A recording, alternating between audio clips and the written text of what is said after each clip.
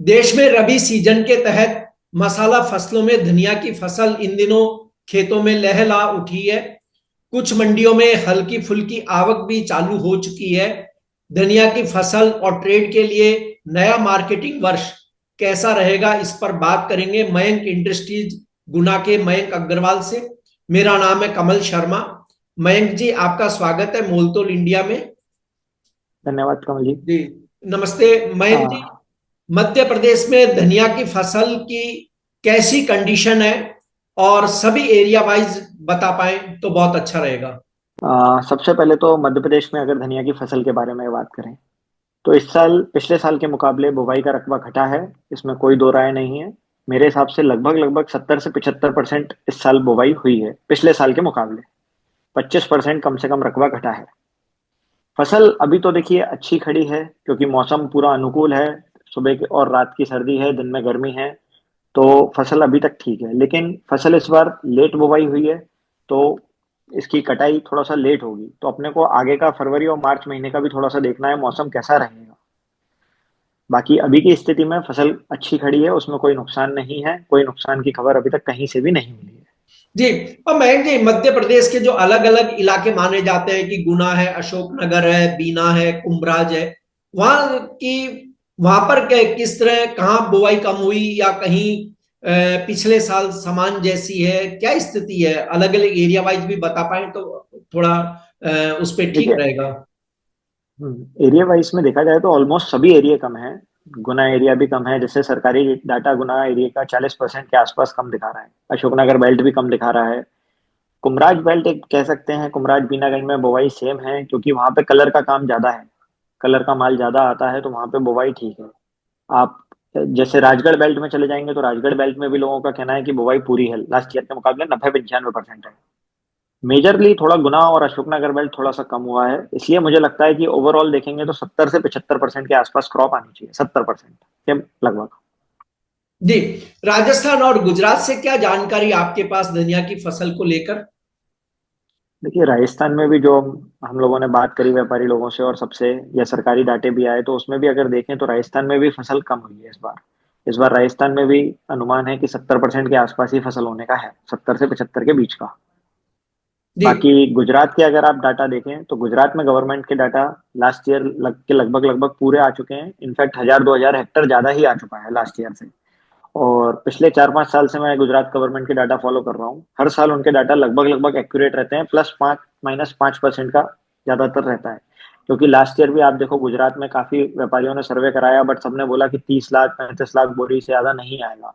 But government आंकड़े थे कि 45 से 50 लाख आएगा, तो 45 से 50 आया भी मंडियों की अराइवल से। तो मैं वहां पे गवर्नमेंट के डाटा काफी सही मानता हूँ, और मुझे लगता है कि वहां पे इस साल भी 45 से 50 लाख बोरी की क्रॉप रहेगी। अभी जी फसल को देखते हुए।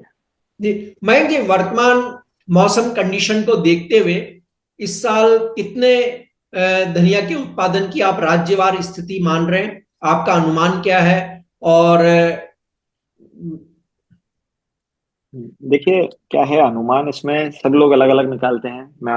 आप भी जानते हैं कमल जी कि कोई बोलता है 1 करोड़ बोरी आएगा, कोई बोलता है 1.5 करोड़ आएगा, कोई 2 करोड़ भी बोल देता है। बट सबका अपना अपना अनुमान है। मेरे को ऐसा लगता है कि इस साल गुजरात में 45 से 50 लाख बोरी के आसपास आएगा, जो लास्ट ईयर भी इतना ही था लगभग। एमपी और राजस्थान में मैं दोनों को मिला के गिनता हूँ, क्योंकि क्या होता है, एमपी की कुछ मंडियों का माल राजस्थान में बिकता है। और राजस्थान में आप देखो, एरिया वाइज सीडिंग तो बहुत कम होती है गवर्नमेंट डाटा में, लेकिन फिर भी उनका मंडी का अराइवल काफी अच्छा होता है। क्योंकि उसका कारण रहता है कि गुना के मतलब एमपी का जो बेल्ट है राजस्थान बॉर्डर में, वो पूरा माल रामगंज मंडी और कोटा बारह जाके बिकता है। तो मेरे को ऐसा लगता है लास्ट ईयर के मुकाबले 25 से 30% क्रॉप कम आएगी इस साल एमपी और राजस्थान में। और इस साल मेरे को लगता है एमपी और राजस्थान में लगभग 50 लाख बोरी से 60 लाख बोरी के बीच का क्रॉप रहेगा। अपन एक मोटा मोटा लेके चले तो 55 लाख बोरी का क्रॉप मैं मानता हूँ एमपी और राजस्थान का मिला के इस साल आना चाहिए। जी, और गुजरात का 45 से 50। मतलब यानी 95 लाख से 1 करोड़ बोरी के हाँ, एक आसपास करोड़ आपका प्रोडक्शन अनुमान है, हाँ, तीनों बड़े मेरा राज्यों को एक मिलाकर। तीनों बड़े राज्यों का मिला के 1 करोड़ बोरी का प्रोडक्शन है। 10 लाख बोरी अदर स्टेटों में, क्योंकि आजकल अपन देख रहे हैं हर स्टेट में थोड़ा थोड़ा धनिया होने लगा है, चाहे वो बंगाल हो, चाहे आंध्रा हो, चाहे बिहार हो, चाहे कर्नाटका हो। महाराष्ट्र में भी होने लगा है, तो काफी स्टेटों में थोड़ा थोड़ा माल होने लगा है। तो मुझे ऐसा लगता है कि 10 लाख बोरी अदर स्टेट, 4 से 5 लाख बोरी का इंपोर्ट आता ही आता है हर साल, चाहे भाव ऊपर रहे। हाँ, भाव अगर अपने आप बहुत ही ज्यादा ऊंचे हो जाते हैं तो इंपोर्ट ज्यादा हो जाता है। ये अपन ने 22-23 में देखा है, 10 लाख बोरी तक भी इंपोर्ट आ गया था। बट वैसे एवरेज अपना इंपोर्ट भी 4-5 लाख बोरी आता है। तो मैं मानता हूँ 1 करोड़ वो, 10 लाख अदर स्टेट, 5 लाख बोरी का इंपोर्ट, 1 करोड़ 15 लाख के आसपास अपने पे माल है अभी, और बाकी फिर कैरी ओवर। और कैरी फॉरवर्ड 1 मार्च को कितना रहने की संभावना है आपके अनुसार? मेरे हिसाब से मैंने 15 मार्च तक का निकाला है। 15 मार्च को मुझे लगता है कैरी ओवर लगभग लगभग 60 लाख के आसपास रहेगा। तो मयंक जी, ये जो आपने प्रोडक्शन, इंपोर्ट और जो कैरी फॉरवर्ड आपने बताया, हम्म। ये लगभग एक अच्छी खासी मात्रा है। तो क्या आप मानते हैं हाँ। कि अगले साल की जो हमारी डिमांड है एक्सपोर्ट की और हम्म। डोमेस्टिक की, उसको ये पूरी जो सप्लाई है कंप्लीट, वो कर पाएगी उसे पूरा, या उसमें कोई उतार चढ़ाव देखने को मिलेगा? देखिए, मेरे हिसाब से लगभग अगर देखा जाए तो मेरे डाटा के हिसाब से लगभग 1 करोड़ 75 लाख बोरी से 1 करोड़ 80 लाख बोरी के बीच में अपने पास माल रहेगा इस साल के लिए। जी। और अगर डोमेस्टिक और एक्सपोर्ट मिला के खपत देखी जाए तो मेरे हिसाब से 1 करोड़ 60 लाख बोरी से 1 करोड़ 70 लाख बोरी तक की खपत है, डोमेस्टिक और एक्सपोर्ट के हिसाब से। तो अगर नेक्स्ट ईयर 2026 के लिए देखें तो कैरी ओवर ज्यादा नहीं बच रहा है, पहली चीज। बट क्या होता है, हमने 22-23 में भी देखा है कि जब भाव एक ऐतिहासिक तेजी आ गई थी, 110 120 130 रुपए तक धनिया बिका था। उस साल भी 15 से 20 लाख बोरी माल नहीं बिक पाया था, व्यापारियों का रह ही जाता है। और ये नॉर्मल टेंडेंसी रहती है, 10-15% माल सभी व्यापारियों का हाथ में रह ही जाता है। तो मैं मान के चलता हूँ कि इस साल भी 15 20 25 लाख बोरी तो नहीं बिकेगा। तो कहीं ना कहीं मुझे ऐसा लगता है इस साल थोड़ा सा शॉर्टेज का साल है। मतलब बैलेंस शीट बहुत टाइट है, मार्केट डाउन फ्लो नहीं दिखाना चाहिए कभी भी। पूरे साल में मार्केट थोड़ा सा तेजी की तरफ ही रखना चाहिए। अगर धीरे धीरे तेजी आएगी तो एक अच्छी तेजी आनी चाहिए।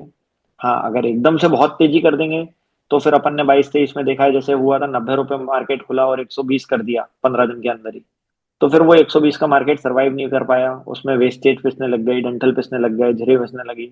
तो उस वजह से वो मार्केट पूरे साल गिर के वापस 90 रुपए 80 रुपए पे ही बंद हुआ। अगर ऐसा होता है तो फिर गिरावट आ सकती है, और अगर धीरे धीरे करते हैं तो एक अच्छी तेजी मिलनी चाहिए मार्केट में। नहीं, अब दुनिया का जो मार्केटिंग वर्ष अब समाप्त हो रहा है, ये पूरे ट्रेड के लिए कैसा रहा? देखिए, इस साल मार्केटिंग वर्ष अच्छा रहा। शुरू में थोड़े से बाजार अपन देखें तो 70 रुपए के आसपास ईगल खुले थे, जो 75 से 80 रुपए तक गए। फिर वापस थोड़ी सी मंदी आई, 70 रुपए में मई जून में वापस लोगों को लेना मिला। फिर आज वापस 75 से 80 की पोजीशन हो गई। तो मार्केटिंग वर्ष एक दो बार हर साल, मतलब मेरे को लगता है 10 से 15% का उतार चढ़ाव आता ही आता है दुनिया में। ऐसा नहीं, बॉटम से 20% ऊपर जाता है और फिर नीचे भी मिलता है। तो मार्केटिंग वाइज तो अच्छा रहा। लोगों की खपत भी इस बार थोड़ा सा कम रहा, क्योंकि लास्ट ईयर क्या है, भाव बहुत कम होने की वजह से खपत लास्ट ईयर बहुत अच्छी थी। इस साल थोड़ी सी खपत कम रही। लेकिन अभी मुझे ऐसा लग रहा है कि नया माल आने में 1 महीना 1.5 महीने का इंतजार है। तो फरवरी में जैसे गल्फ फूड है, रमजान के लिए सौदे होंगे, एक्सपोर्ट डिमांड निकलेगी थोड़ी सी। थोड़ा सा डोमेस्टिक में भी मुझे लगता है डिमांड निकलना चाहिए। मुझे लगता है ये 1 1.5 महीने में अभी डिमांड निकलेगा, और थोड़ा सा मार्केट अपसाइड हो सकता है इस 1 1.5 महीने में। ये आपको नए मार्केटिंग वर्ष में डोमेस्टिक और एक्सपोर्ट फ्रंट पर डिमांड सप्लाई को लेकर के क्या उम्मीद है? देखिए, डोमेस्टिक डिमांड तो नए वर्ष के लिए बहुत अच्छी आएगी, क्योंकि हर मसाला कंपनी को माल लेना ही है। और जैसा अपन सब देख ही रहे हैं, सारे सेमिनारों में पता लग रहा है कि भाई, आप नोटिस करेंगे हर महीने कोई ना कोई मसाले की नई कंपनी खुल रही है मार्केट में। जी। मतलब हर कोई बड़ी कंपनी मसाले में उतर रही है। तो कहीं ना कहीं इसका कंजम्पशन अच्छा है, इसमें मार्जिन है, तो डेफिनेटली डिमांड अच्छी ही रहने वाली है डोमेस्टिक में। एक्सपोर्ट में हर साल रेगुलर डिमांड रहती है। Last to last year China ने बहुत अच्छा डिमांड किया था, तो इस वजह से मार्केट काफी अच्छा चला गया था। एक्सपोर्ट के फिगर आप देखें तो जस्ट डबल के आसपास हो गए थे। जी। बट इस साल चाइना नहीं आया वापस, उतना ही माल दिया। भाव अगर अपने यहाँ बहुत कम होते हैं तो ही मेरे ख्याल से चाइना एकदम बल्क क्वांटिटी में आता है, अदरवाइज नॉर्मल क्वांटिटी ही रहेगी। एक्सपोर्ट डिमांड जो जितना रहता है उतना ही रहेगा, बट मुझे लगता है डोमेस्टिक हर साल बढ़ रहा है। डोमेस्टिक आप ये बोल सकते हैं हर साल कम से कम 5% इंक्रीज हो रहा है कंजम्पशन। जी। मयंक जी, अब जो एक प्रश्न है जिस पर सभी की ज्यादा नजर रहती है, वो है प्राइस आउटलुक। सबसे पहले मैं आपसे जानना चाहूंगा, शॉर्ट टर्म के लिए प्राइस आउटलुक धनिया हाजिर के लिए आपको क्या लगता है? ईगल और बादामी दोनों का बताइए। देखिए, अगर धनिया हाजिर में देखें तो ईगल का मेरे को ऐसा लगता है कि नया माल 70 रुपीज से नीचे बहुत ही मुश्किल है मिले। अगर 70 रुपीज से नीचे मिलता है तो डेफिनेटली बाइंग करना चाहिए। इसमें आपको पूरे साल कभी भी लॉस नहीं जाना चाहिए। और हो सकता है शॉर्ट टर्म में ही आपको अच्छी तेजी मिल जाए। तो उसमें मेरा कहना ये भी है कि अगर शॉर्ट टर्म में अच्छी तेजी मिल जाए तो उसको सेल करके फिर वेट करना चाहिए। ऐसा नहीं कि लॉन्ग टर्म के लिए और तेजी के लिए रुकना चाहिए, क्योंकि हमने 2-3 साल से देख रहे हैं शॉर्ट टर्म में तेजी मिलती है लेकिन हम लोग वो तेजी का यूज नहीं कर पा रहे हैं। हम उसको रख के कैरी ओवर ले जाते हैं और वो कहीं ना कहीं बाद में वही भाव आ जाते हैं। जैसे इस साल भी अपन ने 70 रुपीज में माल मिला, 2 महीने में 80 रुपीज बिका, बट अपन ने नहीं बेचा और आज वही 72-73 वापस रह गया। जी और बादामी 68, 67, 68 के आसपास नीचे का प्राइस है मेरा, इससे नीचे मेरे को नहीं लगता मंडी में बिकेगा। और अपर साइड में मैं कम से कम 10 से 15 रुपए की तेजी पूरे साल में आराम से मान के चलता हूँ। अगर धीरे धीरे भी आती है एकदम से भी आती है तो 70 रुपीज वाला 85 एक बार डेफिनेटली आपका बिकेगा। मतलब 20% का रिटर्न आपको साल भर में डेफिनेटली आना चाहिए। ज्यादा भी आ सकता है, क्योंकि वो अपने को अक्टूबर नवंबर तक देखना पड़ेगा कि नेक्स्ट सीडिंग कैसी होती है, क्योंकि नहीं, इस साल वो बैलेंस मैं शीट टाइट है। उस प्रश्न पे भी मैं आपसे आ रहा हूं कि थोड़ी अगर हम लॉन्ग टर्म के लिए देख ले तो ईगल और बादामी के प्राइस किस रेंज में ट्रेड करते हुए दिख सकते हैं? देखिए, अगर मेरा सोचना ऐसा है कि अभी सीजन पे मार्केट अगर ज्यादा नहीं बढ़ता है, नॉर्मल एक रेंज में ही चलता है 2-5 रुपए की तेजी मंडी में, तो लॉन्ग टर्म में फिर मेरा मानना है कि एक अच्छी तेजी देखने को मिलेगी। फिर वो प्राइस 80 की जगह 90 रुपीज, 95 रुपीज भी मंडी में आ सकती है। मतलब एक अच्छी तेजी जो आदमी कहता है 25-30 रुपए की तेजी मिल सकती है उसे लॉन्ग टर्म में। लेकिन वो यही है कि सीजन में अगर आप बहुत तेजी नहीं करें तो, और सीजन में ही अगर आप उसको 85-90 कर देंगे तो फिर लॉन्ग टर्म में उससे ज्यादा उम्मीद नहीं है, फिर यही तेजी लास्ट रह के रुक सकती है। जी, आपका बहुत बहुत धन्यवाद, शुक्रिया मयंक जी। धन्यवाद। धन्यवाद कमल जी।